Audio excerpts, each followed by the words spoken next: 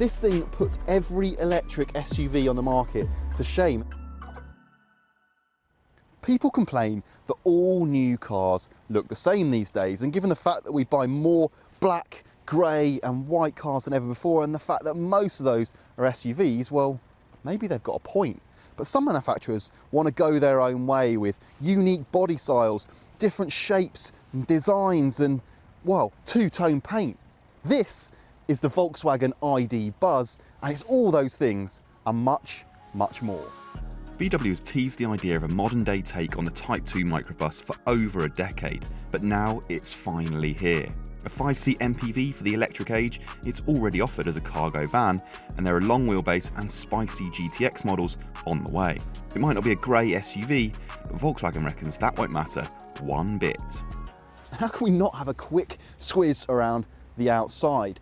It looks like nothing else on the road, and this coming from someone who's got a little Lego model of the original sat in his kitchen, I think it looks fantastic. You've got this big VW badge, the two-tone paintwork. Okay, you don't sit over the front wheels like you did in the original, and there's no split screen down here, but the wheels, they're pushed right out into the corners, and the wheelbase is huge, which means it's a pretty practical car on the inside.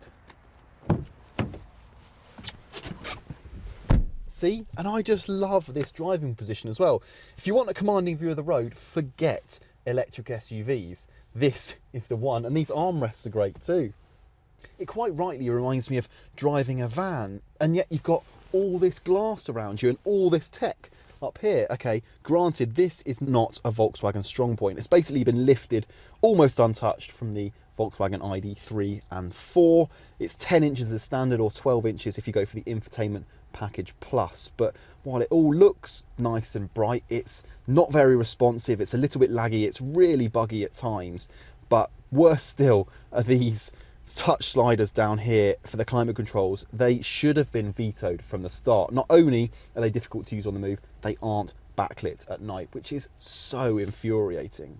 But otherwise, the cabin feels quite thoughtfully designed, and actually, given the fact that so many of the materials are recycled, it feels plusher in here than you might expect. There's a digital instrument cluster behind the steering wheel. It's not very big, but it shows you all the information you need. And the gear selector, well, that's an adaptation of what you get in the ID3. It's just really easy to use. You twist it up for drive and back for reverse. Again, yeah, as I say, really easy to use. But the best thing, I think, is that you don't have to turn this thing on. You just get in the driver's seat, twist the gear lever, and you're off. You get the same general vibe and layout in the cargo panel van, with a few cheaper materials here and there, as you might expect for a commercial vehicle. But in the passenger vehicle, like we've got here, you do get all black everything on the entry-level model. The second of the two trims, like we have, you get this two-tone interior with the white steering wheel and the light-coloured seats. Now, I'm not convinced how practical that is for a family vehicle. This one's done less than 2,000 miles, and already the seats are starting to go blue on the edges. Storage though, that is a Buzz strong point. There are a few cup holders down here, there's loads of little cubbies, and there's a few little cool quirks as well. You can, this one hasn't got it, you can get a plug underneath the passenger seat. There's a USB port in the passenger door, that's one of 7 dotted around this car. And then there's this Buzz box in the middle here, which actually is removable. If I push this down here, I can just lift it straight out and climb into the back. And the good news continues. Loads of legroom. Headroom's great because the roofline stays so high, which actually also means that there's going to be loads of headroom in the rearmost row in the forthcoming 7-seater. And if you just take a quick look over my shoulder, padded armrests, so it's going to be comfortable too.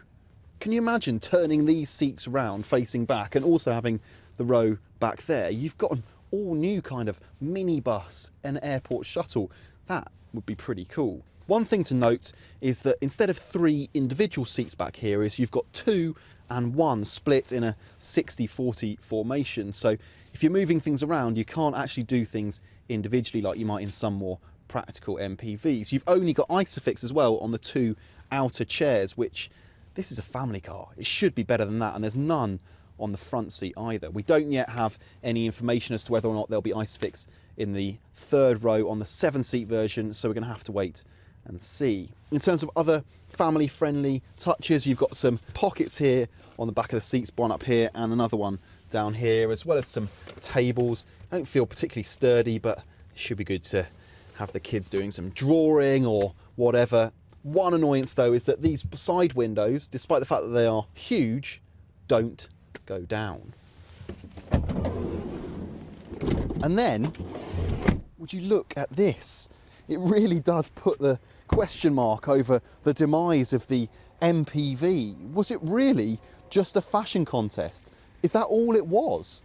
This thing puts every electric SUV on the market to shame, and that's before you consider the longer version, the 7-seat model. Here you've got 1,121 litres, and that's before you put the seats down. All in, you've got over 2,000 litres of boot space. Okay, it's not perfect. With this floor in place, you've got a nice space under there for storing the charging cables, and you can shove small soft bags under there, but it does make lifting suitcases or heavy items a little bit tricky. You kind of have to hoik things up into there. You can remove this, of course, and if you do, then the load lip is much lower. But that kind of give with one hand, take away with the other theme continues. Again, if you've got this floor in here, the seats almost fold completely flat. Take it out, there's a gigantic step at the seat bases. Sorry, I know I'm rambling, but I guess what I'm trying to say is that while it is bigger than one of those big premium electric SUVs, the space on offer, and if you actually want to use it, is perhaps not that easy to access. But I guess it's a bit like having all that off-road tech on your brand new Range Rover. You may never use it, but it's nice to know that it's there. As mentioned, there are two specs at the moment, the entry-level Life and the higher spec style that we've got here. In terms of list price alone, about £5,000 separates the two, with this version retailing for over £60,000. But wait, you'd easily pay that for a Mercedes EQC, an Audi Q8 e-tron, or even a BMW iX3. All ID buzzes get LED lights, alloy wheels, heated front seats, and all the screens and infotainment functions that we've already mentioned, plus Apple CarPlay and Android Auto. Style adds matrix LED lights which can switch on individual bulbs for a clearer view at night, plus a power tailgate and bigger wheels. Though these in our test car are an additional 500 odd quid, while the two-tone paint, well, that'll cost you an eye-watering £1,800.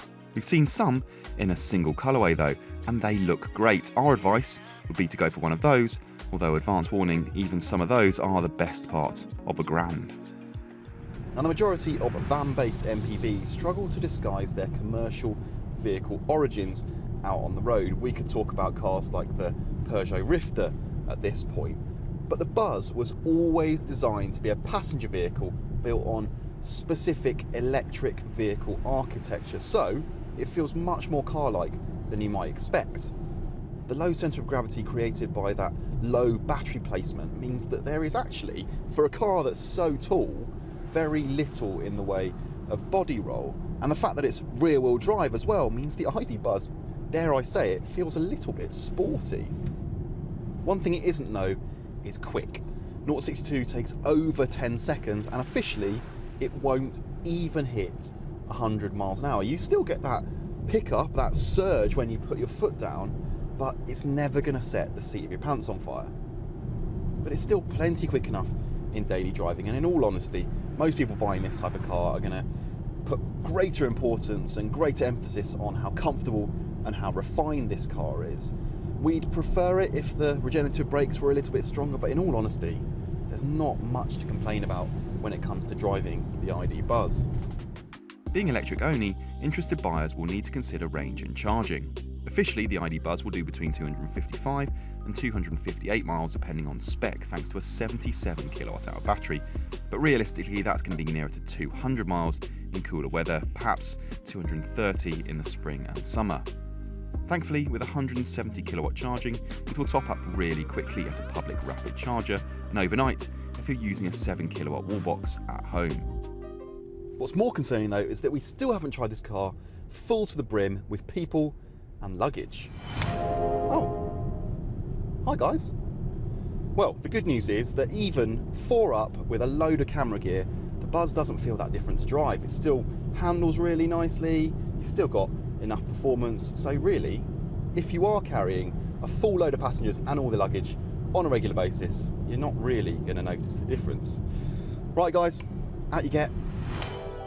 It's easy to dismiss the upcoming GTX model as a bit, well, off topic, but it doesn't half make you wonder what a buzz might be like with a bit more poke. Right, it's that time in the video where we look at some of the Volkswagen ID buzz's deal makers and deal breakers. Ultimately, the buzz will sell on looks alone, but there's so much more to it than that. It's no longer the many family SUVs, but it doesn't half show it a thing or two when it comes to functioning as a family car should. It isn't perfect, 3 ISOFIX points across the back and seats that fold into the floor would be nice, but hey, that 2,000 litre boot more than makes up for it. And somewhat surprisingly, it's good to drive too.